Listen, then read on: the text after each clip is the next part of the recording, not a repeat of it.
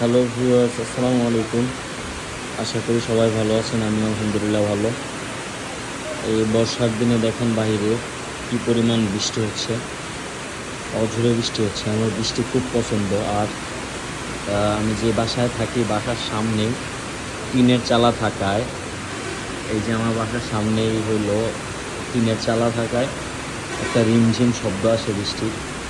অনেক বেশি বৃষ্টি হয় যখন, এই রিমঝিম বৃষ্টির শব্দটা আমার অনেক বেশি ভালো লাগে। মন চায় অনেক বেশি বেশি ঘুমাইতে।